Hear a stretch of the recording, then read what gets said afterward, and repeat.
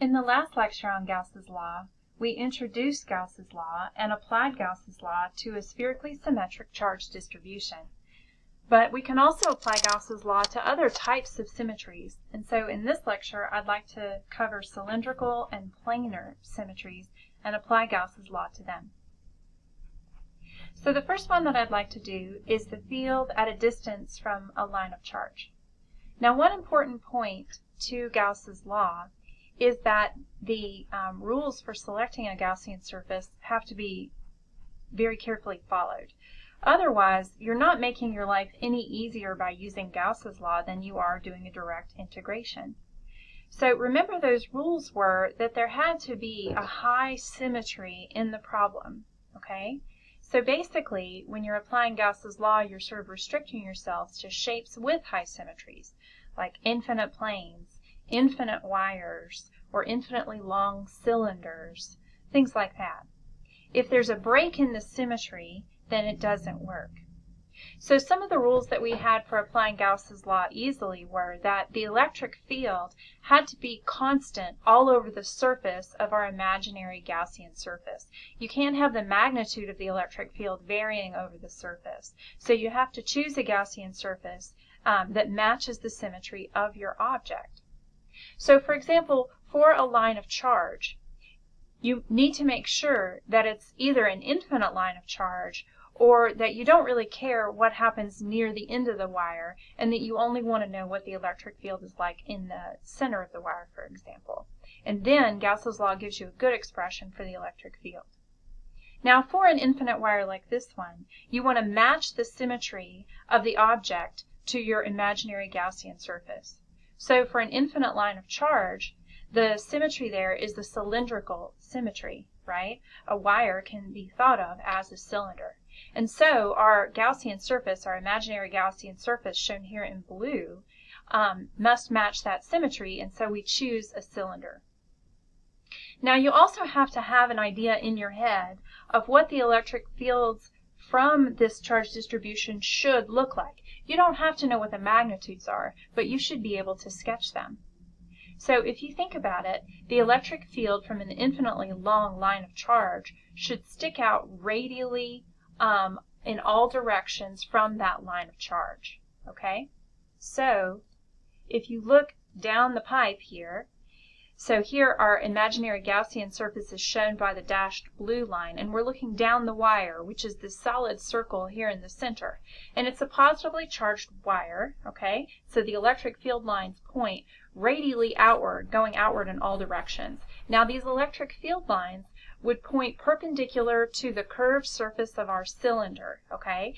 They don't have any components along the axis of the wire. Okay, they don't have any components that point along the axis. And so this cross section should be the same all down the wire. Now you want to choose your Gaussian surface so that the center of the Gaussian surface here matches the center of your wire. And that'll ensure that the electric field strength is the same all over your Gaussian surface. And you can see here that your electric field lines are perpendicular to your Gaussian surface at all points, which is what you want. You want it parallel to the area vector, and of course the area vector points perpendicular to the surface. Okay? So you can see here that that requirement is satisfied. Note that if you had an electric field component that was parallel to the long axis of the wire, then that wouldn't be the case, and your electric field lines wouldn't be perpendicular to your surface or parallel to that area vector. Okay, so this is very important. Okay, now that we have our Gaussian surface chosen and we know that the electric field is constant over that surface, then applying Gauss's law isn't very difficult. The net flux, according to Gauss's law, is equal to the integral of the over the closed surface of the electric field dotted with the area vector, E dot dA, and then you integrate all over the surface of your object. And then that will equal to the charge enclosed or inside your Gaussian surface, Q inside or Q enclosed, divided by epsilon naught, the permittivity of free space.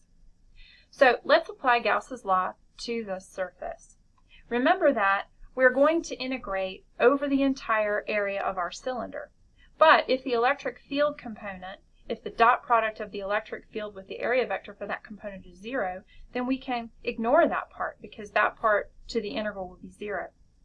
So let's go back and look at this surface again and picture it. The electric field is pointing out all radially, all around on the curved surface of our cylinder, but it's got no component parallel to these end caps, right? Here, the area vector for the end caps would be pointing up and down, and that is going to be perpendicular to our electric field there, okay? So since it's perpendicular, the dot product, cosine of 90, goes to 0. And so I don't have to consider the area of the end caps when I do my Gauss's law integration because that part goes to 0. So you'll notice here that I'm just integrating over the curved surface of my cylinder. Okay, so if I'm just integrating over the closed surface, I'm integrating at a fixed distance r from the center of the wire.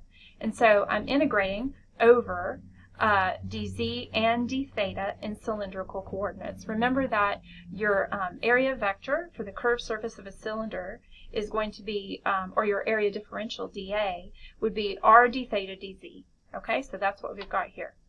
So I'm integrating over the length of my Gaussian surface, which I called little l. So I'm integrating from 0 to L dz.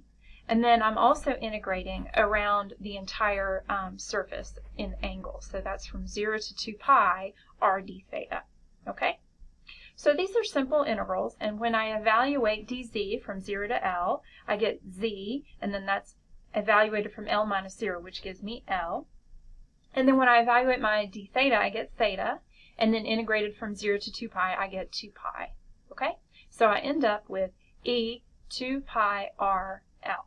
Okay? So that's the integration of E dot dA over the curved surface there. Now that's going to equal to the charge enclosed by my Gaussian surface, Q inside here, divided by epsilon naught.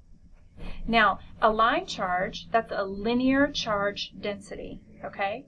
So if we have a linear charge density lambda, which is the charge per unit length, then the charge enclosed will be the charge density per unit length charge there, lambda, times the length of my Gaussian surface, L.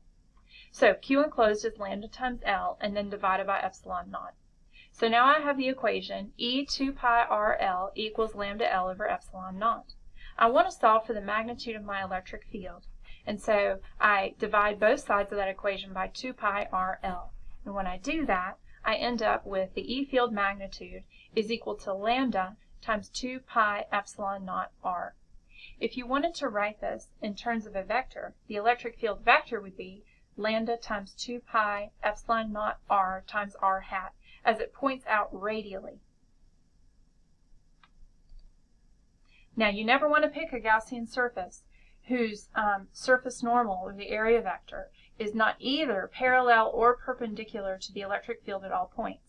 Right? So for example, if our line charge had not been an infinite line charge, right, and we instead had a finite or short charge, right, then what would happen is the electric field wouldn't point radially outward at all points. It would have components that are parallel to the long axis of the wire, as is shown here. In that case, these electric field lines would not be either parallel or perpendicular to the area vector at all points on my surface. You can see that this one here in particular is at some crazy angle. Now, you could apply Gauss's law doing that, but boy would it be a pain in the patoot. And at that point, it's just as easy to do direct integration for the electric field. The strength of Gauss's law is in using it and applying it to situations with high symmetry. And if you're not doing that, you may as well do direct integration of k dq over r squared. Okay, the next scenario that I'd like to go over is the field due to an infinite plane of charge. Okay, so we've covered spheres, we've covered lines, or what you would do for a cylindrical, and now we've got a plane. So what I've got here in this picture is I've got an infinite plane of charge, and now this infinite plane of charge is shown here in orange, and you can envision this infinite plane of charge kind of coming out of the screen at you and extending into the screen and up and down in all directions. And so this is just a little sideways view of a slice of an infinite plane of charge. Okay? Now, if the plane of charge is truly infinite, okay, if it really does extend out in all directions, then the electric field vectors would point as shown here. Here I'm assuming that it's a positive plane of charge. I guess I should put a positive there, okay? So it's a positive and infinite plane of charge. All right, and so here you can see that because the plane is infinite, that there should be no electric field vectors that point off at some direction that's not perpendicular to the plane. In other words, you shouldn't have an electric field vector that points like that, for example. And the reason is that you have an infinite plane of charge continuing to go up here, right? And so that means that all that charge up there is going to cancel out any component that's parallel to the face of the plane, right? If I have a positive charge up here at the top of the screen, then it's going to fight against any kind of pushing of the electric field vectors to some direction that's not perpendicular to the plane. And so you get electric field lines that look like this for an infinite plane of charge. Now you might think there are no infinite planes of charge. I would have noticed, and it's true. But if you're close to the center of a finite plane of charge, like in a capacitor or something, or if if you're close to the center of something that's even finite and you care about the electric field right there, then this is a decent approximation, and so it gets used a lot. Okay, now what Gaussian surface should you choose? Well, you've got to choose something that has the same magnitude at all points equidistant from the plane. And so what people usually do is choose a box or a cylinder, as is shown here, and they position it so that the cylinder or box, the plane slices the cylinder or box in half, like is shown here, okay? So you would have an equal amount of your cylinder or box poking out of either side, and it does a slice right down through the middle like that. Now what's going to happen is these curved surfaces on a cylinder, or the parts of the box that are poking up out of the plane, right, and not the faces of the box that aren't parallel, those components are going to have area vectors that point parallel to the surface of the plane, right? And in that case, the electric field lines make a 90-degree angle with their area vectors. So see here on the curved surface of my cylinder, the area vectors would point radially outward from my cylinder here. My electric field lines are 90 degrees from that, and so that dot product there, it goes to 0, okay? So the electric field lines are only going to be parallel to the area vectors at the end caps of the cylinder, or if it's a box, at the faces of the box that are parallel to the plane, okay? So it's only going to pierce through two faces, in other words, of your box, or the end caps of your cylinder, whichever you choose to draw. I've seen Gaussian surfaces as cubes, for example, for these infinite planes of charge, and I've also seen the cylinder, so either is fine. Okay, so there's no contribution to the flux from the surface area of the curved part of the cylinder shown here, because the electric field vector is perpendicular to the area vector, okay? And then you're going to get net contributions to the flux only from those end caps. Now you've drawn your Gaussian surface so that it's symmetric, okay? So the face of these end caps is the same. The area of that face is the same on either side of the plane, okay? So your total flux is going to be 2 times the electric field times the area of your end cap on either side. Let me go into more detail with the math here on this face, okay?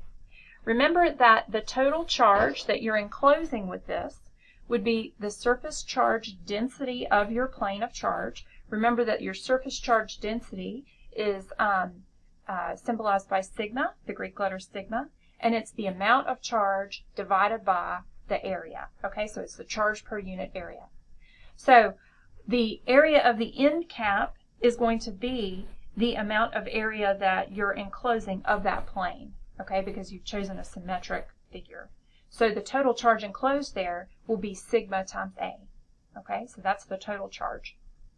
Now, if you apply Gauss's law here, you get the flux, the electric flux, is equal to the integral over the closed surface of E dot dA. And then what you're doing is, for the cylinder at least, the curved surfaces don't contribute. right? Because that dot product goes to 0. So you're only concerned about the left face and the right face, or the end caps of your cylinder, okay?